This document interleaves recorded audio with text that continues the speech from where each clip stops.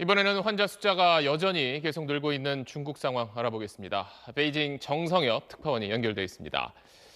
자, 정 특파원, 이제 중국에서 숨진 사람이 500명에 육박하고 있는데 중국 당국이 좀 새로 내놓고 있는 조치는 없습니까? 이틀 연속 하루 새 60여 명이 숨졌습니다. 그래서 현재 사망자는 중국 본토만 491명, 홍콩까지 합하면 492명이 됐습니다. 이 확진자도 3,800여 명이 늘어서 24,300여 명입니다. 모레쯤 3만 명 돌파가 예상이 됩니다. 이렇게 확산세가 꺾이지 않자 중국의 여러 지방정부에선 외지를 다녀온 사람들은 무조건 일주일에서 2주일간 자가격리를 하도록 조치했습니다. 아예 집 밖 출입을 제한하는 봉쇄령을 내린 도시들도 점점 늘고 있습니다. 그러다 보니까 중국에서 바이러스를 일부러 퍼뜨리면 최고 사형에 처한다, 이런 소식도 들리던데요.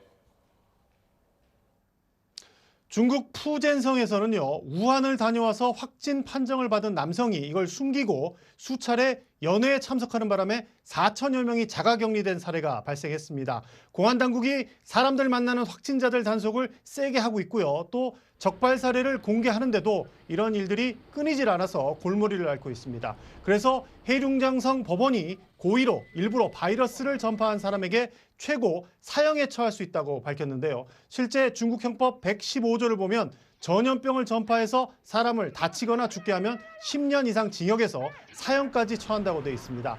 다만 고의를 입증해야 하는 문제가 있기 때문에 실제 사형에 처한다기보다는 경고를 주는 의미가 커 보입니다.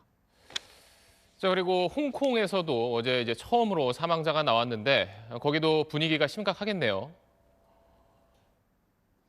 홍콩의 오늘 오전 모습을 먼저 보실까요? 이 마스크를 사기 위해서 이 줄을 선 사람들의 모습입니다. 무려 10,000명이 줄을 서서 기다렸다고 합니다. 이 홍콩은 현재 확진자가 18명이고요. 어젠 우한을 다녀온 39살 남성이 처음으로 숨지기도 했습니다. 17년 전 사스 당시 무려 299명이 숨진 경험이 있는 홍콩은 이번 사태에 민감할 수밖에 없는데요. 특히 중국 본토인의 왕래가 잦기 때문에 지금 일부만 막고 있는 중국과의 접경을 전부 막아야 한다는 목소리가 커지고 있습니다. 지금까지 베이징에서 전해드렸습니다. 네, 안녕하십니까, 김현우입니다. 더 많은 뉴스와 라이브 이벤트를 보고 싶으시면 여러분 보시기에 화면 오른쪽을 눌러서 구독해 보시길 바라겠습니다. 또 저희 SBS 앱을 다운로드 하시면 속보 알림도 받아보실 수 있습니다. 항상 저희 SBS 뉴스를 시청해 주셔서 대단히 고맙습니다.